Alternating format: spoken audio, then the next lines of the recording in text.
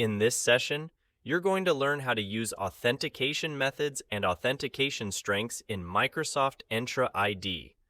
These two features work together to give you the flexibility, security, and control you need to design robust sign-in experiences, while reducing the risk of account compromise. Let's walk through each one step by step.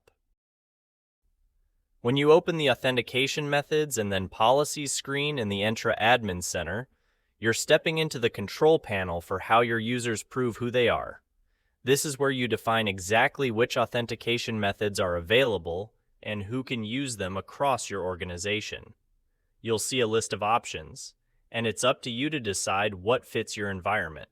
You can enable or disable methods like Microsoft Authenticator, Temporary Access Pass, SMS, voice call, email OTP, FIDO2 passkeys, Windows Hello for Business, certificate-based authentication, third-party software or hardware tokens, and even QR code sign-in, which is in preview.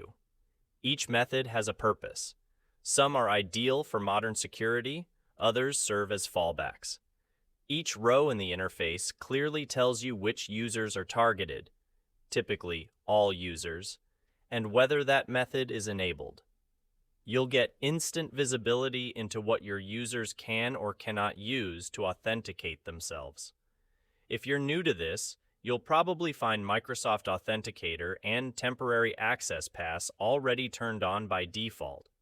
That's a solid starting point for strong MFA, but don't stop there. You can expand, restrict, or customize these options based on your organization's risk tolerance, user readiness, and compliance needs. Think of this page as your menu of identity tools. Your job is to choose the right set of options that your users are allowed to register and use. What you enable here directly shapes how secure and flexible their sign-in experience will be. Now, let's shift your attention to the Authentication Strengths tab.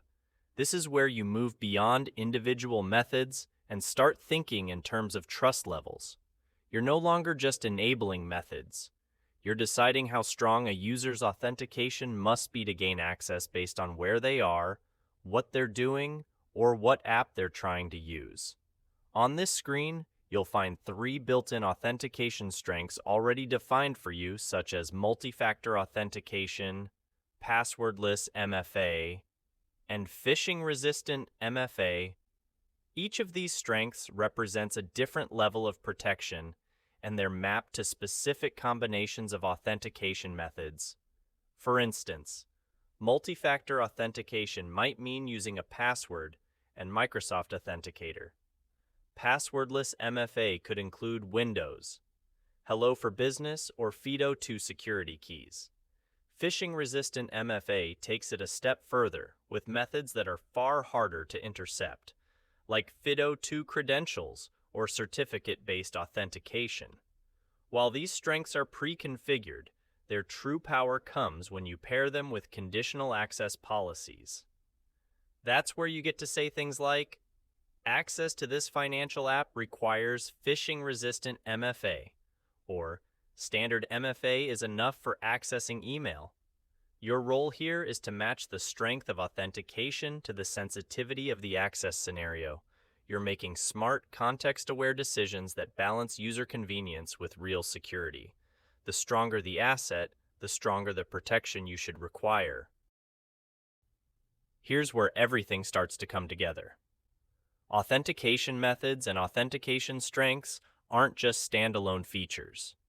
They work side by side to give you both flexibility and control over how your users prove who they are. First, you begin by enabling the authentication methods your users are allowed to use. This is your starting point. You define the tools in the toolbox. Whether it's Microsoft Authenticator, FIDO2 keys, Temporary Access Pass, or Windows Hello for Business, you choose which options make sense for your users and your environment. Next, you build authentication strengths by grouping those methods into meaningful combinations. These strengths act as labels, like multi-factor authentication, passwordless MFA, or phishing-resistant MFA. You're assigning trust levels based on how secure those combinations are, which helps you standardize how access is granted. Finally, you enforce these strengths through conditional access. This is where your strategy takes action. You can require phishing-resistant MFA when someone accesses sensitive financial data, or allow standard MFA for everyday applications. Conditional access policies let you match the right strength to the right scenario. No more one-size-fits-all security. For example, if you've only enabled Microsoft Authenticator and Windows Hello, and you create a policy that requires passwordless MFA, only users registered with Windows Hello will pass that requirement. That level of precision lets you control risk without disrupting user experience. By combining these two elements, methods and strengths, you gain the power to tailor authentication based on risk, context, and trust. That's where identity security becomes dynamic, intelligent, and truly zero trust. So, what's your key takeaway? As an identity admin or architect, you're in charge of the gates. With authentication methods, you define the keys. With authentication strengths, you define how strong the key must be to unlock the door. Together, they form the backbone of zero trust access control in your Entra ID environment. Now, go ahead. Review your policies, align them with your risk strategy, and start enforcing authentication strengths that actually matter. You're not just protecting sign-ins, you're shaping a secure access experience for your entire organization.